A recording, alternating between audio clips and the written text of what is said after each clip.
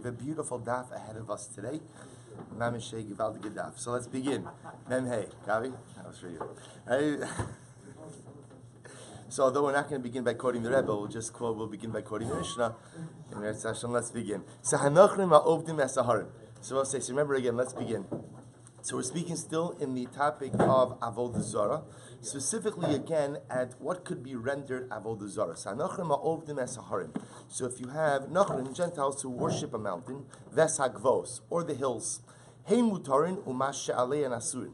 So we'll say is we're going to learn, so inanimate objects that, well, actually we'll define the scope of this. But for our purposes right now, both the mountains, or I should say neither the mountains nor the hills can be made into Avodah Zara. So that which is on the mountain or that which is on the hill can be made into Avodah Zara, but the mountain or the hill itself cannot. Shene'emar, as the pasuk says, Lo sachmod kesef v'zahav aleihem.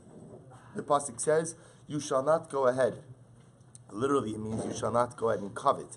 But it means you shall not go ahead and worship the kesef and zahav, the gold and the silver which is upon them. So you see over here that it's only that which is upon the mountain or the hill, not the mountain or the hill itself, which is problematic or which could become Avodah Zara. So the Gemara Rabbi Yossi says, Elohehem al haharim. So we'll say Rabbi Yossi quotes, and it's the same pasuk, just a different phrase. The pasuk says, Abeib tabdun es kalam b'kamos asher avdu sham agoyim asher atam yoshim osam es Elohehem al haharim. Go ahead and destroy their gods on the mountains. So the Gemara that Rabbi Yossi Aglili darshins Elohehem al haharim v'lo haharim Elohehem. That it's only their gods on the mountains, but the mountains themselves cannot become the gods. Elohehem ala gvos, you're not allowed to worship their gods which are on the hills. V'lo hagvos Elohehem, but the hills themselves cannot become the gods. So we'll say, at first glance, it appears that Rabbi Yossi Aglili is saying the same exact thing as the Tanna Kama. Right? There is no difference between the two of them. I say they're both saying the same thing, which is that the mountains, the hills cannot become Avodah Zara. That which is on the mountains, that which is on the hills can, but the mountains and hills themselves cannot. They just seem to be darshaning it from different places. The Tanna Kama says, Lo sachmod kesef v'zahav aleihem. Ultimately, the Tanna Kama says, do not covet the gold and silver that is on them, which indicates to us that it is not the mountain or the hill which could become asr, but rather only that which is upon them. And Rabbi Yossi Aglili says, Eloheim alaharim, and again, darshaning v'lo haharim Eloheim. But ultimately, the bottom line being the same, that it's only that which is on the mountain which becomes asr b'avodah zara, not the mountain itself. I asked the Gemara, asked the Mishnah, Bam Kasha, so we'll say, what about Asherah? What about Asherah?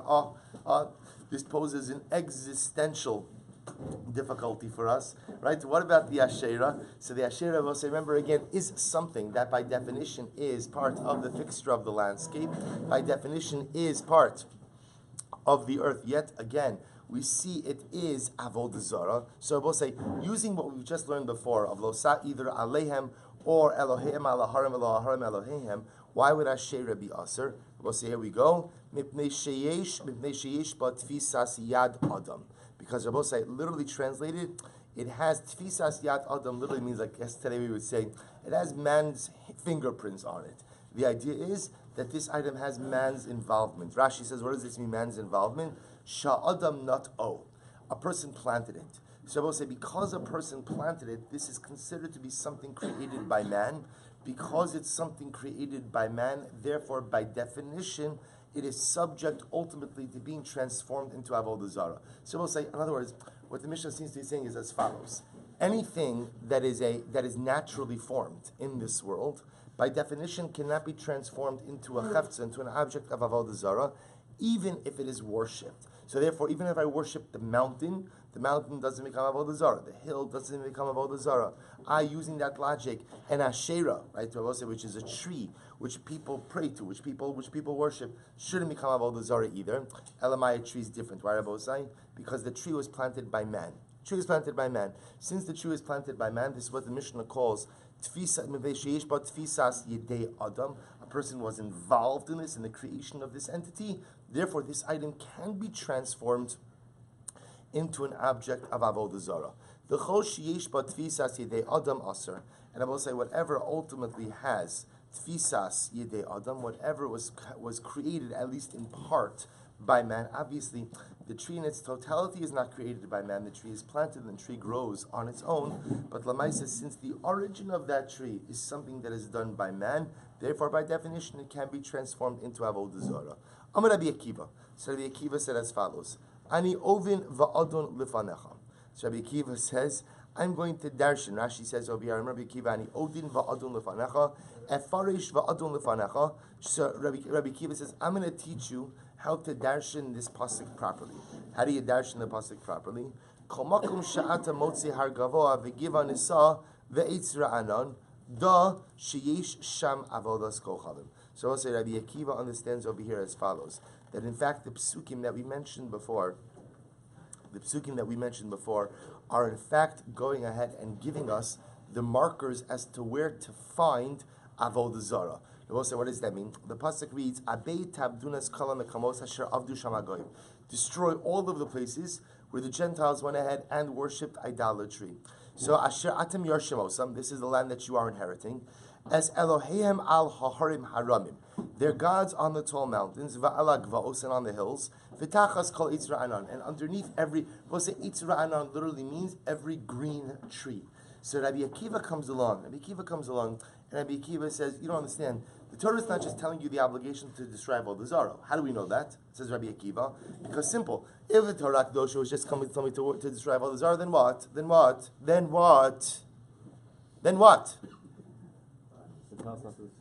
Coffee line. What's happening back there? There's a lot of guys over there by the machine. And so the Torah could have just said, destroy Avodah Zara. Why do you have to get into on the mountains, on the hills, underneath the tree? Why do you need that? Rabbi Akiva says the Torah is actually giving us geographic markers. The Torah is giving us like Avodah Zara GPS, telling you that, by the way, when you get into Canaan and you have to root out the Avodah Zara, I'm going to tell you where to find the Avodah Zara. The Avodah Zara is on top of the mountains. The Avodah Zara is on top of the trees. On top of the hills. The Avodah Zara is off in the big green trees. So therefore, again, Rabbi Akiva understands the Torah. Rabbi Akiva is lav dafka disagreeing with that which we mentioned before. I mean, he could be very well agreeing with the statements, because the truth is Tanna Kama, Rabbi Yossi, Haglili are not disagreeing. Everybody actually seems to be on the same page. Rabbi Yossi, it's a beautiful day for this Mishnah. It's Purim. It's a day of Achdus, it's a day of Shalom. Mamish, a Mishnah without machlokes.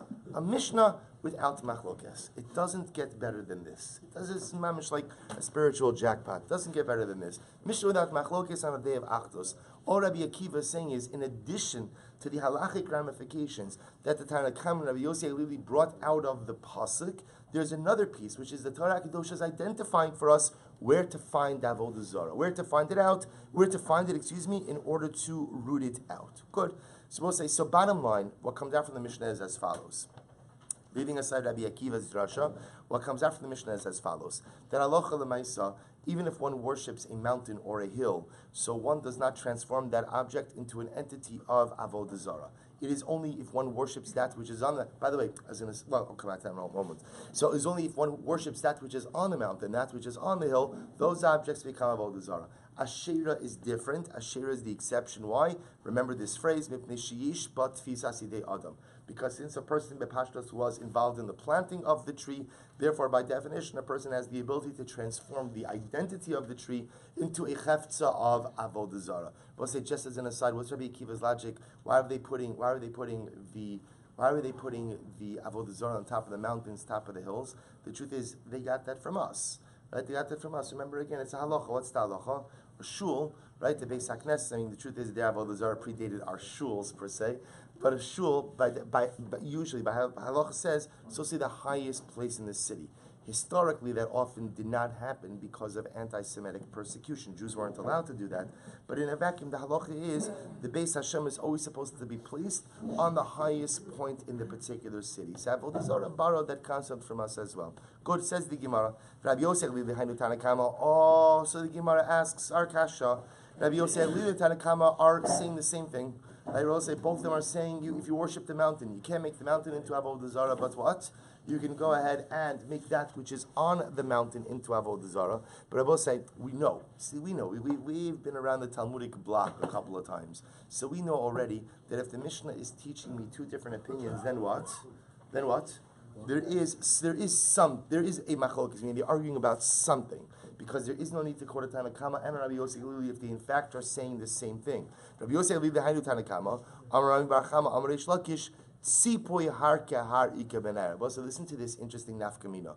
The nafkamina, the practical difference between the two, I should say the machlokes between the two, is what happens if the mountain is covered in gold. Tzipoy har kahar. We'll say the mountain itself is covered in gold. So the shaila is, let's say then one worships the mountain. So what's the shaila?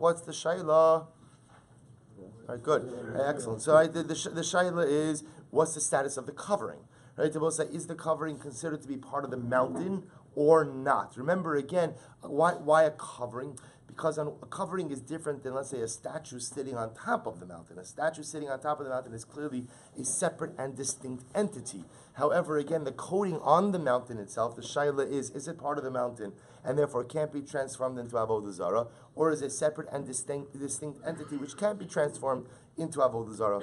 Tanakama Savar, the Tanakama holds, Tzipoy har eino kehar.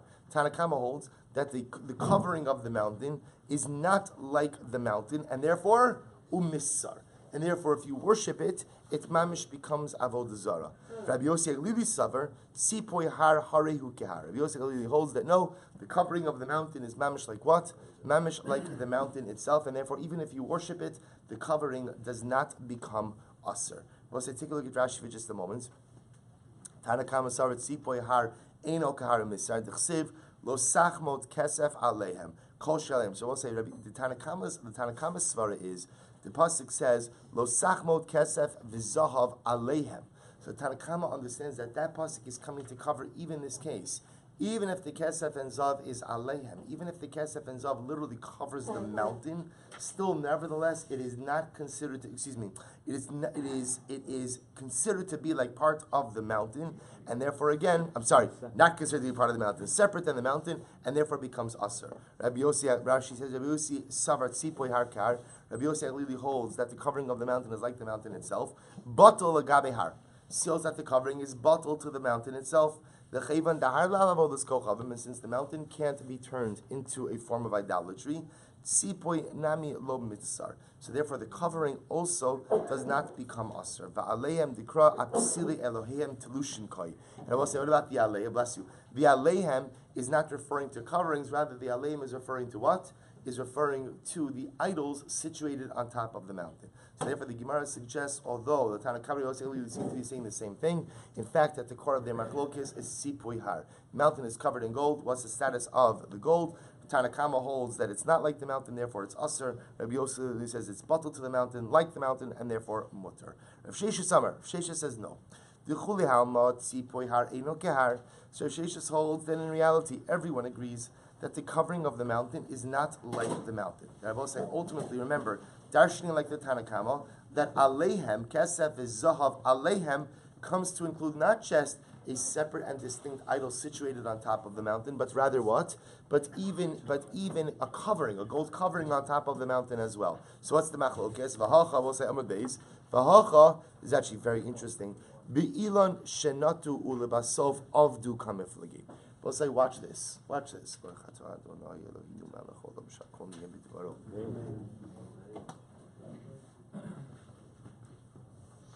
what are they arguing about over here? Both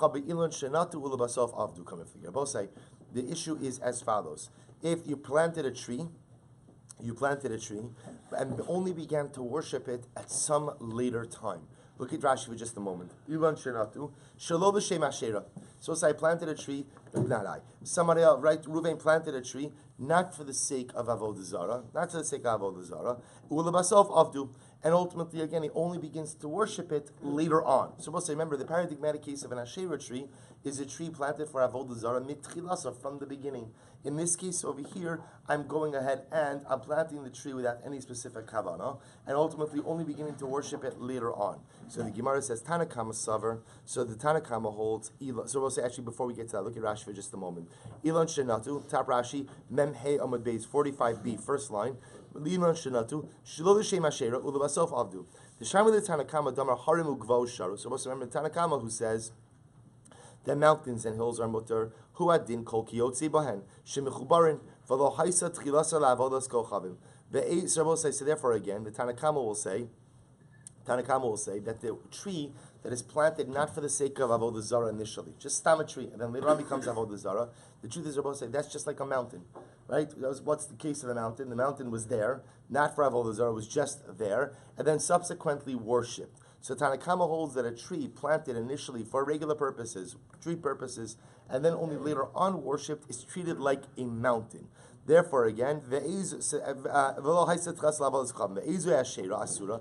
Rashi. So according to Tanakama, what is the Asherah which is Asur? So Shenatu mitchila lekach, the tfisas yad adam eno klum, ela imkein hi l'shem avodas kochavim.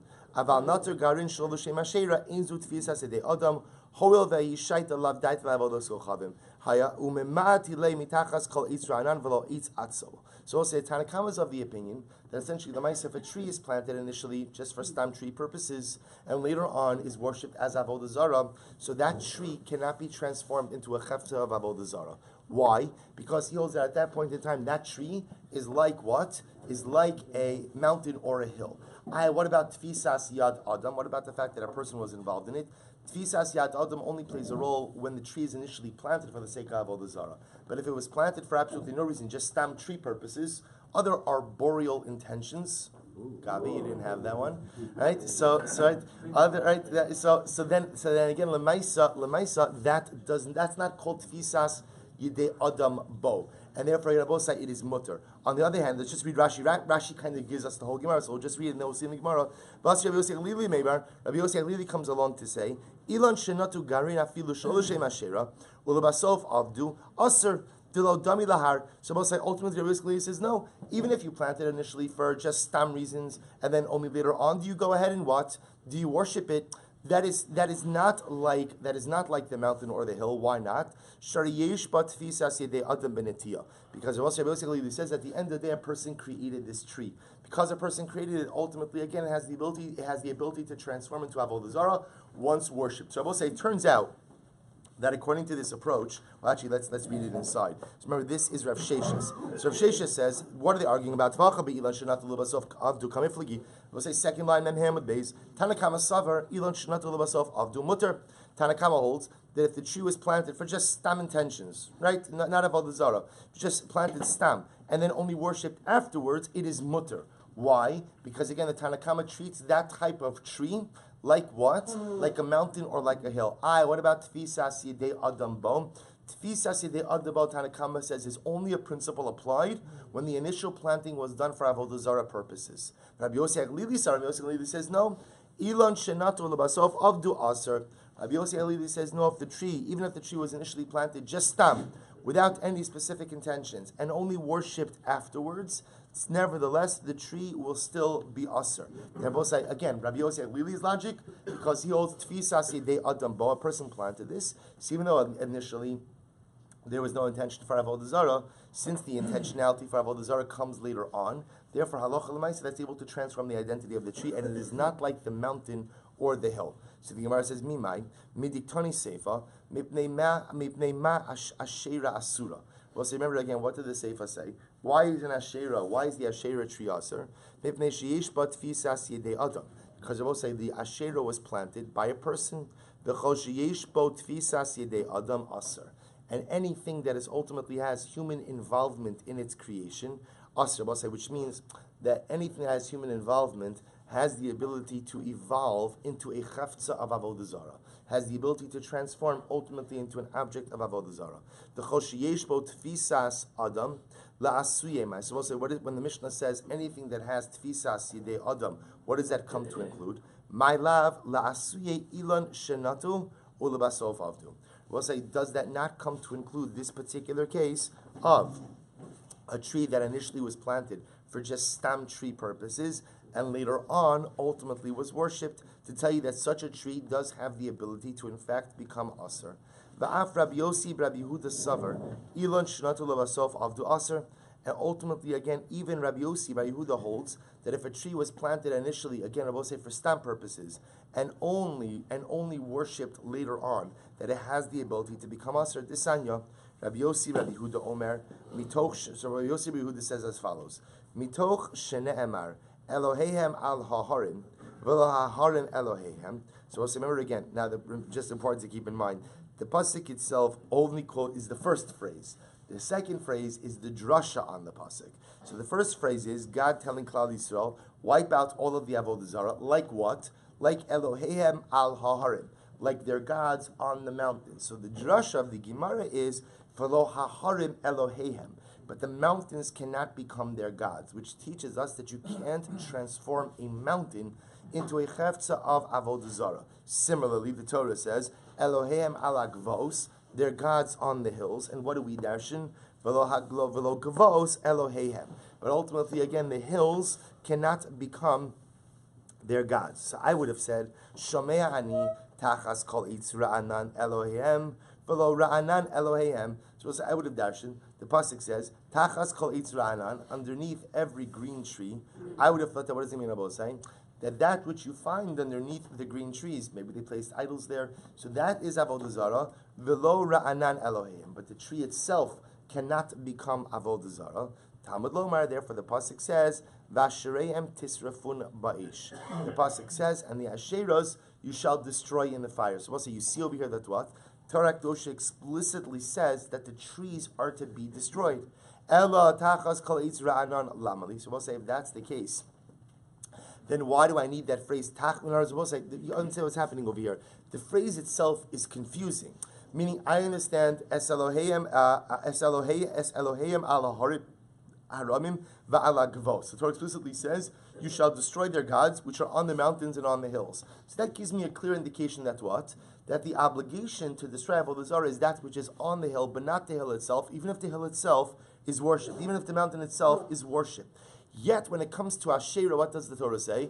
V'tachas kol eitz ra'anan. So why are you using that notion of tachas? Tachas means what? Underneath the tree. So okay, I would have thought that what is the Torah telling me? The tree itself cannot become Avodah Zarah, but the idols underneath the trees can. But one second, the Torah itself says, V'ashereim tisrafun ba'esh. Torah itself says that what? You have to destroy the Asherahs, which tells me what? That the Asherahs can become Avodah Zarah. So what's going on? So if that's the case, suppose that the Asherahs can become Avodah Zarah. So then why use lashon of tachas kol eitz ra'anan hahu lichid Rabbi Akiva? We'll say that's come to teach us the din of Rabbi Akiva. What does Rabbi Akiva say? Hahu lichid Rabbi Akiva hu dasa. Rabbi Akiva ani ovin va'adun lefanechem. Because Rabbi Akiva just quoting the Mishnah. Rabbi Akiva came along and said, "I'll darshan the pasuk for you." Kamakom shata mosei agava v'givan asa. Rabbi Akiva says, Torah Kedosh Moshe is telling us when you come into Eretz Canaan, any place where you find a high mountain or a high hill, ve'etz ra'anan or a green tree, the sheyesham avodas kochavim. No, I will say that what? Know that there is Avodah Zarah there. Which I will say is also fascinating. Tells you how rampant Avodah Zarah was in Canaan before Klal Yisrael got there. That literally, again, unto Kadosh Baruch Hu says, if you see a mountain, there's Avodah Zarah there. You see a hill, there's Avodah Zarah there. You see green trees, there's Avodah Zarah there. A lot of Avodah Zarah. The Rabbanan, Hi Hashem Tisrafun Ba'esh My Avdilei. So we'll say, what do the Rabbanan do with the phrase Va'ashrem Tisrafun Ba'esh? Right? What do they do with this phrase? So the Gemara says, Mibaile Li'ilan Shenatu Mitchila Lekach. We'll say they understand this to mean, or to be a reference to, a tree initially planted for Avodah Zarah purposes. So the Gemara says, Rabbi Yossi, Rabbi Yehuda Nami Mibaile Lahi. But Rabbi Yossi, Rabbi Yehuda, he also needs that pasuk to teach me Abosai. V'ashrem tisafun be'esh, to teach me that if a tree was initially planted for Avodah Zarah purposes, then what? Then Lamaisa again it's aser. So where does he learn that out from? So the Gemara says, Rabbi Yossi, Rabbi Yehuda Nami Mibaile Lahi. Hachanami. Where can you have a situation where we'll call it the trunk, or the initial tree is mutter, but that which subsequently grows is going to be aser? Where can you have a case like that? Have Omer, Ilon Shenatu Ulabasov Avdu. We'll say that refers to a case of a tree that was initially planted, and then what? and then ultimately again was later on turned into Avodah Zara. So we'll say, let's just look at this drasha one more time. So Rabbi Yossi understands the phrase Asherem Tiga De'un. So we'll say we have two psukim by Asheras. One tells me Asherem Tisrafun Ba'ish, burn the Asheras. The other pasuk says Asherem Tiga De'un, cut down the Asheras. Now, why do I need both cut down and burn? If you told me burn, I both say burn is pretty clear. Right? Burn is pretty, you can't really interpret that multiple ways, right? It means destroy it. So I need to be told to cut it down. Rabbi Yehuda says something fascinating. He says because there's a case of an Asherah tree which doesn't need to be burnt down. Which is that case? That's a case of an Asherah tree which is planted for stamp purposes, subsequently worshipped. So we'll say what becomes Aser. Now here, again, this is going to be a topic in tomorrow's daf, we're going to see more. But what happens over here in a case like that is it appears that only that which grows after the Avodah Zara designation, in fact, becomes Aser as Avodah Zara. So if a person worships an Asher, a tree was planted for stamp purposes, a person worships it, only that which grows after the point of Avodah Zara designation ultimately becomes Avodah Zara. So that's why the pasuk says, Ashrem Tigadeun, that in that kind of case, do you have to destroy the tree? No. What do you have to do? You have to cut off whatever grew after the Avodah Zara designation, assuming you're able to measure that in some way. So I'll say, therefore, it's two different psukim referring to two different cases, and therefore, Rabbi says from here is a clear raya that even a tree initially planted for mundane purposes and subsequently worshipped as Avodah Zara will in fact be Aser. So the Gemara says, I'm sorry. So we'll say, what is the case ultimately again of the tree where the primary part is mutter, and only that which is cut off or that which grows afterwards is going to be mutter. So the Gemara says, "V'havi omer ilon shnat l'basav avdu." I v'ha'ashem tezafun ba'esh kanasivla tamuda. To which the Gemara said, "But 1 second. But we're talking about. But the Gemara is bringing the pasuk. The Gemara is bringing the pasuk Ashrem Tisrafun Ba'esh. Look at Rashi. Rashi is right across. Ashrem Tisrafun Ba'esh Nasiv. Rabbi Yossi Rabbi Yehuda Talmud L'Milsei U'Lemeser Ilan Shnat L'Basof Avdu. So the Gemara Belashon Ilu Lo Namar. So also listen to this. But yet the Gemara is bringing the pasuk of Ashrem Tisrafun Ba'esh, not the pasuk of Ashrem Tigadeun. To which the Gemara says Ilu Lo Ne'emar Kamar. We'll say here's how to read the Gemara. Ilu Lo Ne'emar Tisrafun Ba'esh. Had the pasuk not said you have to burn the Asherah, Hayisi Omer Hashem Tigadeun, I would have said you have to cut down the Asherah. What is that talking about?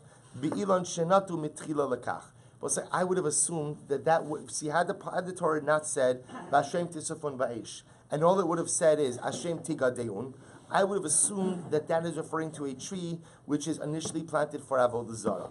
Lekach, Hashta D'chsiv Hashem Tisafun Ba'esh. We'll say now that we have two psukim, Hashem Tisrafun Ba'esh, Hashem Tigadeun. Therefore, both sides have an extra pasuk.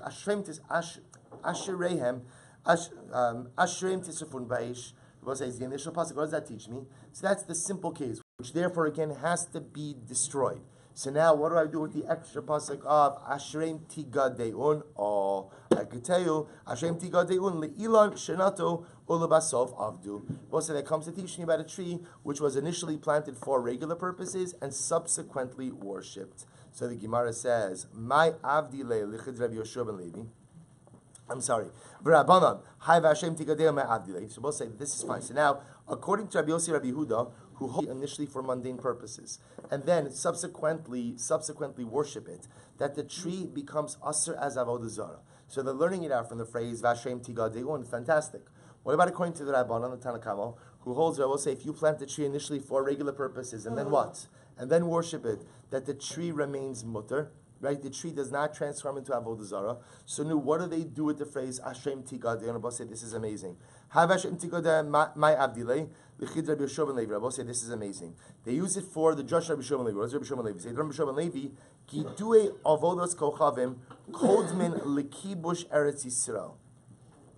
Kibush Eretz Yisrael kodem lebir avodas kochavim. Rabbi say this is amazing. So the Rabbi Yoshua ben Levi holds that in the conquest of Eretz Yisrael, there were two steps in the destruction of Avodah Zara. The first step was cutting down the Avodah Zara. Like literally in the case of trees, cutting it down, maybe in the case of idols, knocking it over. And then, the primary objective was the conquering and capturing of Eretz Yisrael. After Eretz Yisrael is conquered and captured, then what? Then they went back and destroyed the Avodah Zara. So we'll say amazing Yisod. So what happens again? So the knocking down or the cutting down of Avodah Zara, that preceded the conquering of the land. So as they're rolling through the land, so ultimately again they have to cut down, push down, knock over whatever they can. But they can't spend the time destroying it now. Because right now, again, there has to be kibush. So, however, kibush Eretz Yisrael kodem lebir. I will say the conquering of the land has to precede ultimately again then the destruction of Avodas Kochavim. Take a look at Rashi just a moment. Kidu Avodas Kochavim kodem lekibush Eretz Yisrael. Rashi says, "B'chnisasa nitztavu legado miyad." When we entered into the land, we were obligated to go ahead and what? We were obligated to go ahead and cut down the Avodah Zarah immediately. And after we conquer it, then you go back and you uproot it. So Shabbos say, it's an incredible yisod in life. There's sometimes, again, in the world of accomplishment, so there are different ways that a person has to pursue goals. Sometimes, again, a person has to focus on finishing one goal at a time, and sometimes a person has to go ahead and proceed, bless you, through a number of different life initiatives, recognizing that right now they're all about 70%. Right now they're about 70%, but I need the traction to keep going forward, and I'll find the time ultimately again to fill in the remaining 30% as well. There's not a right or a wrong mahalach in life. It mamish depends on what's happening. So you see, Klal Yisrael again, the goal was Avodah Zarah to be knocked out of commission. So come in, cut it down, knock it down. But the goal over here is kibush. The goal over here is to conquer the land. We can't, destroying Avodah Zarah, especially this volume of Avodah Zarah, would have taken a lot of time. The goal, as it stands, remember again, kibush and chiluk takes 14 years. So first go ahead and conquer the land, knock down Avodah Zarah as you're going through it, conquer it, then go back and destroy. So let's say the Gemara goes weiter. The Gemara goes weiter. So it's fine. The Tanya of Yosef, so we'll say, as now again, still same topic. As Rabbi Yosef says, you shall go ahead literally and destroy their mizbechos. V'hanach. So actually, at least v'nitatztem, I will say, actually doesn't really means v'nitatztem means you'll deconstruct. You'll deconstruct. V'nitatztem, you will deconstruct their mizbechos. V'hanach, and leave it. V'shibartem es matzevosam, break their matzevos. V'hanach, and leave it. Hanach sakadaitcha. What do you mean leave it? So you're supposed to burn it. Rather, again, says the Gemara, Amrav Huna, Redof v'achar srof. Right? I will say, so Redof means pursue and then burn. The idea being, I will say, that there was a mandate here to conquer the land. So because of the mandate ultimately to conquer the land, therefore, again, the obligation was knock the Avodah Zarah out of commission, destroy the stones, deconstruct the mizbechos, but then move forward. Don't take the time ultimately to burn it now. So the Rabbanan Haimi by Leila Oker Avodas Kochavim Shetzarach L'Sharish Achareha. I will say that Rabbanan ultimately used this pasuk to teach me that when you uproot Avodah Zarah, it's not just enough to destroy the object, but Tzarach L'Sharish Achareha. I will say Tzarach L'Sharish Achareha means you have to make sure to remove any vestige of the idolatry. So the Gemara says, where does Rabbi Yossi Yehuda learn that you have to go ahead and uproot the Avodah Zarah afterwards? Ultimately, again, we learn from the phrase that you shall destroy their name from this place. The idea being that it's not just enough to destroy the idol, it's not just enough to destroy the mizbeach, but rather, again, one has to actively uproot all of the Avodah Zarah that's around. I will say, which again is an incredible yisod as well, because it teaches you, I will say that in general, we have this with midos also, or negative behaviors. Oh my gosh. Mazel tov, mazel tov, mazel tov.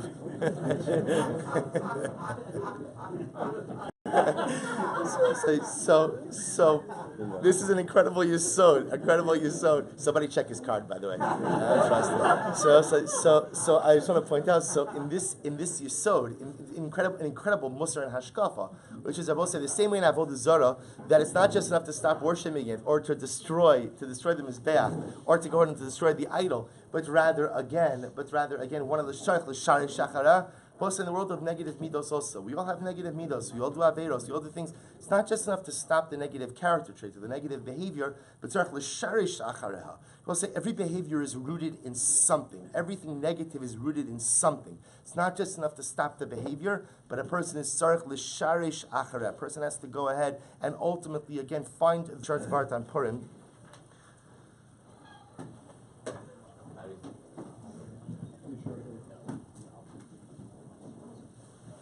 So we'll say, so there's the koach of Purim. The koach of Purim is very well known. Perhaps again the most quoted piece of Torah when it comes ultimately again to the Yom Tov of Purim is a statement in the Tikkunei Zohar, where the Tikkunei Zohar says that Purim is Yom Kippurim, that there's a power of tshuva today, that there's a power ultimately again of the ability to change. There's the power of the ability to go ahead and transform ourselves into something dramatic, something amazing, something beautiful. That's something. Mark it off. Something dramatically amazing. Okay. Usually I don't get rattled so easily. I'm used to hecklers. So Purim offers us this incredible and dramatically amazing opportunity for cathartic, comprehensive change. So I will say, the shaila is what is it? So the Baal Shem Tov HaKadosh, the Rebbe, says something absolutely amazing. And he explains that on Purim there's an amazing halacha. The halacha is that kol haposhet yad nosnin lo. That we know that the halacha is, under normal circumstances, somebody comes to collect their credentials, thank you. On Purim, the halacha is kol haposhet yad nosnin lo. If a Jew asks for money, you give them. How much you give them, that's up to your discretion. But on Purim, you have to give. That's the halacha. Kol haposhet yad nosnin lo. So the Baal Shem Tov HaKadosh, Rabbi Yitzchak also echoes the same yisod. So the Zara also writes that the same way that we observe halacha here, so the Rebbe Shalom observes halacha in Shemayim as well. If someone extends their hand, we give them. So in Shemayim, it's the same exact halacha. Kol haposhet yad, whoever extends their hand, and the lashon of the Baal Shem Tov is apashet the hand, whoever extends their hand to the Ribono Shel Olam, nosnin lo. Today, every other day of the year, even Yom Kippur, every other day of the year, so I extend my hand to HaKadosh Baruch Hu. I have to earn that extension, so to speak. Right? I have to come before HaKadosh Baruch Hu with something. The greatness of Purim is the same way that if another Jew asks me for something, no questions asked, I give. So today, when I extend my pashat hand, when I extend my hand, the Baal Shem Tov goes on and he says something so beautiful. He says, this is mirames to, this is alluded to in the Megillah itself. What do we say? Actually, excuse me, I should say in Shoshanas Yaakov. What do we say in Shoshanas Yaakov? V'gam charvona zachor latov. Even if someone is a charvona. I will say, what's charvona? Charvona is from Lashon, the shorish of charav, of destroyed. Even if someone is broken, even if someone is tzibrachan, even if someone is spiritually compromised. V'gam charvona zachor latov. Today is a day of kol haposhet yad nosnin lo. Today is a day where if we extend our hand to HaKadosh Baruch Hu, there is no telling what we could accomplish. There is no telling how we can grow. I will say, I know it sounds strange because Purim, we often don't think of Purim as a day of Aliyah. We don't think of Purim ultimately as a day of spiritual growth because there's so much simcha, and the simcha itself is a little bit like a little hololus. Sometimes it's a little bit of silliness, which is good. That's part of the nature of the day. It's an amplified, exaggerated simcha, and we're running around the Mishlach Manos, and all beautiful. So it doesn't really seem like a day of incredible contemplation. But I will say, but it is. And so we have to make sure to carve out the time today to just give our pashat the hand, to just extend our hand to HaKadosh Baruch Hu. Ribono Shel Olam, I know I'm not always here, and I know I'm not always connected, I know I'm not always doing the right thing. I'm a human being. I have my good days, I have my bad days, I have my peaks, I have my valleys. But today's Purim, I'm here. Today Purim, I'm going to have kavanah during my tefillos. Today Purim, Ribono Shel Olam, I'm going to daven for others. Today Purim, I'm going to daven for myself. Today Purim, ultimately, I'm going to try to figure out how to re-energize and how to reconnect with you, HaKadosh Baruch Hu. And the great promise we have is kol haposhet yad. If all we need to do is extend our hand to HaKadosh Baruch Hu, and if we do so, nosnin lo. We should be zocheh Mirz Hashem to make this a day of nesina, to make this a day of giving. We should be zocheh to make it a day of giving to others who are in need for the matanos lavyonim. We should be zocheh Mirz Hashem to make it a day of giving, of achdus of giving through mishlach manos. We should make it a day of giving ultimately to ourselves by taking the time. Hopefully, maybe we're not rushing off to work as quickly if we have to go at all. Hopefully, we have a little bit more time to daven, a little bit more time to say Tehillim, a little bit of time just to focus on our Avodah Hashem. We give to ourselves a little bit in our ruchnius. Most of all, hopefully, we have the schus to be able to give to HaKadosh Baruch Hu, to give of ourselves to HaKadosh Baruch Hu, to give of our time of HaKadosh Baruch Hu, to give of our neshamas to HaKadosh Baruch Hu, and in the zechus of all of that giving, may HaKadosh Baruch Hu reciprocate. May this be a beautiful day of bracha, a beautiful day of hatzlacha. May the Ribono Shel Olam shower upon us. Kol mishalos libenu ad sheyivla sefsosenu.